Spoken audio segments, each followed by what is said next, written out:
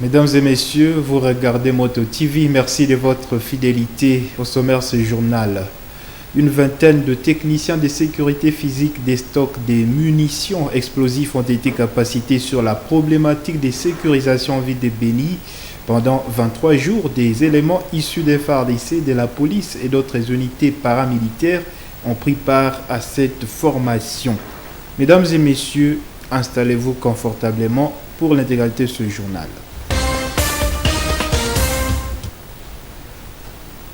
Vous êtes prêts pour suivre ce journal? Mesdames et messieurs, voici les détails de vos informations. Des techniciens de sécurité physique des stocks des munitions explosives ont été capacités sur la problématique des sécurisations en ville de Béni. Il s'agit des éléments issus des FARDC, de la police et d'autres unités paramilitaires qui ont pris part à cette formation. Elle a été organisée par le service des luttes anti-mines des Nations Unies. La clôture est intervenue ce jeudi 30 novembre après le 23 est là, jours de formation. Delphin Moupanda nous en parle depuis Béni. Ils étaient une vingtaine, les membres de la Commission nationale de contrôle des armes légères et des petits calibres et de la réduction de la violence armée CNC-ALPC, des forces armées de la RDC, de la police nationale congolaise et d'autres unités paramilitaires dont les éco-gardes, de l'Institut congolais pour la conservation de la nature ICCN qui ont pris part à cette capacitation organisée par le service de la lutte anti-mine des Nations Unies qui a duré 23 jours. Cette formation est une étape importante de la sécurisation de la ville de Béni. L'engagement du chef de l'État dans l'amélioration des conditions d'équipement des forces de sécurité, indique Jacob Nyofondo, maire de la ville de Béni. Cet événement est une étape importante de renforcement de capacités locales de FARDC et police nationale pour la sécurisation de la ville de Béni. La fin de votre formation n'est qu'une étape pour améliorer les conditions matérielles et équipements de l'armée et de la police. D'après le chef de bureau de la MONUSCO Béni Lubero, Abdul Rahman Ganda, la réussite de cette formation est des éléments pouvant contribuer au retrait accéléré organisé de la MONUSCO. Permettez-moi de nous inviter pour que la formation des formateurs soit une réalité. Ça a beaucoup d'avantages et je voudrais citer un seul ici qui sera un élément de contribuer au retrait accéléré mais organisé efficacement de la MONUSCO. La formation des techniciens sécurité physique des stocks de munitions explosives contenait une vingtaine de domaines d'expertise. Le commandant ad intérim de la police à Béni estime que cette séance va renforcer la capacité des éléments de l'ordre et de sécurité qui font face à des difficultés sur terrain faute de suffisance d'expertise. Revenons ici en ville de Butembo. Une personne serait morte dans un cas de justice populaire survenu dans la cellule Kalouuma au quartier Bouinonko en commune Moussoussa.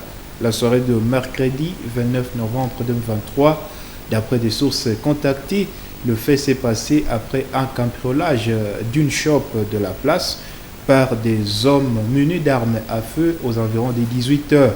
Dominique Kambale garde malade. Il garde un malade qui s'est évanoui suite à cette situation. Il s'agit d'une certaine Justine qui travaille dans cette shop.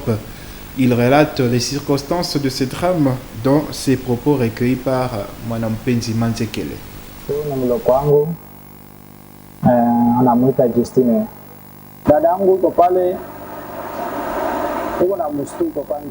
Celle-ci est ma petite sœur, elle s'appelle Justine. Maintenant, elle est dans un état de panique. Nous sommes à l'hôpital en attendant qu'elle se remette sur pied. Hier soir, elle était en souliers de travail. Lorsqu'elle voulait fermer la porte vers 18h, deux personnes se sont présentées qui ont demandé les unités. Elle a répondu qu'il n'y avait plus d'unités et qu'elle était fermée. Ils l'ont intimidée. Elle ne savait pas que c'était des bandits. L'un portait une arme à feu et l'autre un couteau.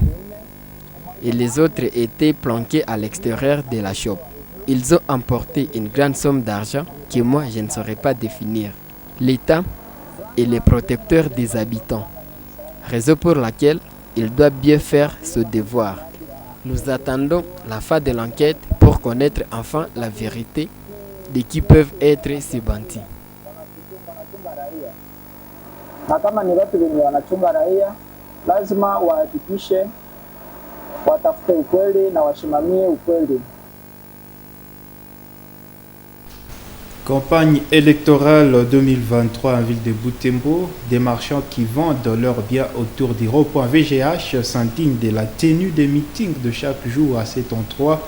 Ces derniers se lamentent d'être offusqués d'écouler leurs marchandises, comme d'habitude, offusqués par des foules qui viennent écouter des candidats pendant de longues heures de la journée. Ces marchands souhaitent que l'espace de ces meetings électoraux soit délocalisé ailleurs, loin des lieux de travail des habitants. Ils sont dans ces propos recueillis par Nelly Mwangeshali et Mirembe Chitawite. Nos clients ne viennent plus à cause de ces meetings. Nous ne sommes pas en train de vendre. Le mouvement n'est plus comme d'habitude. Ils sont en train de créer de l'embouteillage et pour nous, ça devient difficile d'écouler nos marchandises. Nous rendrons sans revendre. Nous n'avons plus de place. Nous sommes en train de nous débrouiller et créer de l'endroit pour nos marchandises, mais vraiment dans de mauvaises conditions. Nous trouvons même des clients, mais nous n'y pouvons rien. Cette situation est difficile pour nous, vu que nous avons à ce jour des habits soldes, c'est même périodique, seulement 3 semaines.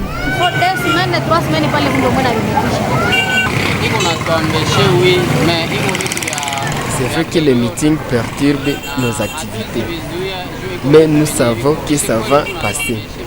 Bientôt là, tout va redevenir normal. Nos clients sont en train de nous manquer et directement descendre au parking La Victoire. Quand il y a meeting, la situation devient pire.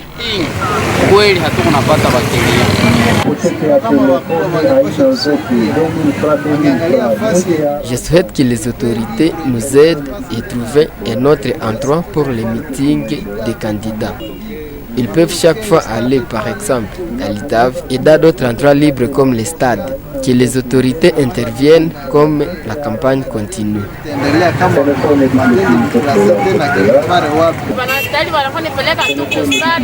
Ces candidats peuvent chaque fois aller dans les stades et nous laisser de l'espace.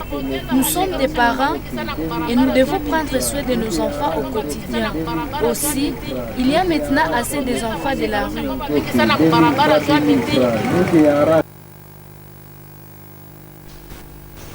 Et le Parti du peuple pour la reconstruction et la démocratie, PPRD en sigle, ne manifeste pas sa visibilité pendant cette campagne électorale. Le communicateur de ce parti politique en ville de Butembo, Strong Kaeni, fait savoir qu'il s'agit d'une décision prise par les membres du PPRD, la décision de boycotter les processus électoraux en cours. Mais il précise que la lutte politique ne se cantonne pas à la course électorale.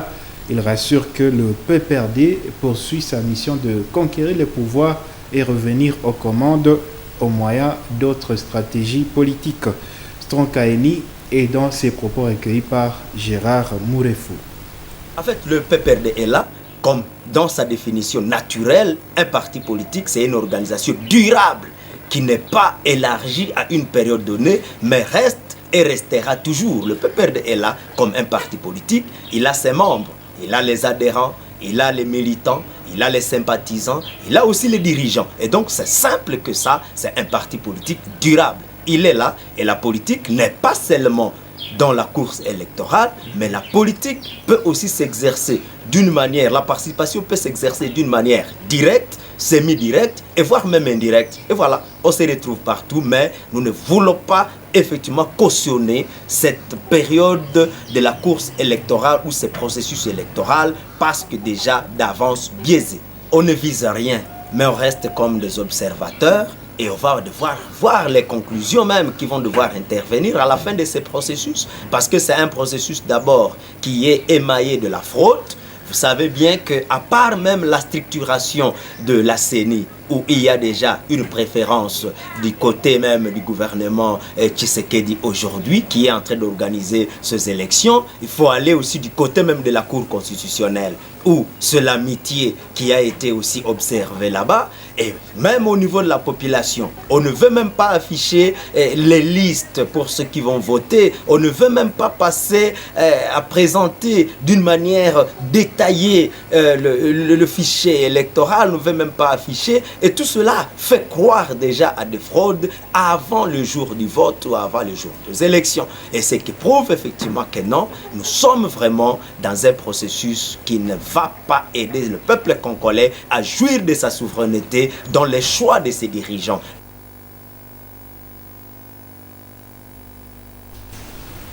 Information des sports, chers téléspectateurs. La phase retour du championnat local de la première division a débuté ce jeudi 30 novembre 2023 au stade André Van Vel. 2 matchs ont ouvert les rideaux. À 13h, Jeunesse sportive de Butembo, JSB, a battu l'Union sportive Muchanga par 2 buts contre 1. Et au coucher du soleil, l'association sportive Atlético a perdu par un score d'1 but à 4 devant le football club Isesport. Suivez ce reportage de Ntanzou Aïnda Sami rendu par Delphin Weya. C'était à 14h moins le quart quand ce premier match de la phase de retour de ce championnat a commencé. C'est la jeunesse sportive de Butembo Abia Bleu et l'US Muchanga à vert noir qui ont ouvert cette phase. Au premier mi-temps, les 2 équipes se sont séparées sans aucun but marqué. Dans la seconde partie, la GSB a marqué son premier but avant que l'US Muchanga égalise 20 minutes plus tard. Vers la fin du match, la jeunesse sportive de Butembo marque son deuxième but et gagne cette rencontre par un score de 2 buts à 1. Le capitaine de la GSB, très satisfait par cette victoire, affirme que son équipe est déterminée pour jouer le championnat provincial de la saison prochaine. Premièrement, nous étions déterminés à gagner ce match. Pour le match à venir, nous allons encore une fois améliorer pour gagner tout le match restant. Kambale Trésor, capitaine de l'US Muchanga, dit que son équipe était en forme. Malgré la défaite, il appelle leurs fanatiques à être à l'aise. Pour aujourd'hui, nous avons perdu et c'est ça le football. Nous appelons nos fanatiques à être à l'aise car demain sera mieux. Dans la deuxième confrontation de ce jeudi, l'AS Atlético a été battu par le FC Isesport par un score de 4 buts à 1. Ce championnat se poursuivra le samedi 2 décembre 2023 avec 2 affiches. À 13h30, FC Imana jouera le FC Butembo Sport. Et 2 heures plus tard, le FC Robusta matchera le FC Kalamu.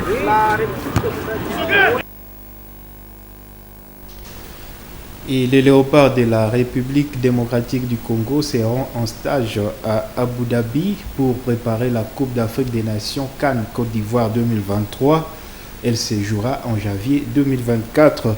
Le programme rendu officiel par la Fédération congolaise de football association FECOFA le mercredi 29 novembre prévoit les débuts du rassemblement pour le 2 janvier 2024 avec une possibilité de la publication de la liste le 26 décembre. L'analyste sportif Yassé Katingé pense que le choix des lieux de préparatifs est bien fait. Cependant, il regrette que la possibilité pour les joueurs locaux d'être sélectionnés soit minime. Jetali a interrogé Yassé Katingé. Yancine Katingé salue le choix d'Abu Dhabi pour ses conditions météorologiques similaires à celles du pays hôte de la Coupe d'Afrique des Nations CAN 2023 la Côte d'Ivoire. Des conditions qui pourraient être un avantage aux léopards une fois dans les pays des éléphants. Il parle aussi d'un avantage stratégique sur le plan sportif au vu des avantages en infrastructure que présente ce pays, quitte au gouvernement de faire sa part des choses. L'un des paramètres les plus importants, c'est bien sûr la température, les conditions météorologiques, mais aussi l'air ambiant. Vous le savez très bien qu'à Côte d'Ivoire, ça fait chaud, entre 28 degrés et 30 degrés Celsius. La ville d'Abu Dhabi est l'une des villes à côté du désert, Bien sûr, les conditions peuvent être les mêmes et ça fait partie des bonnes conditions pour que les léopards se préparent à ces conditions.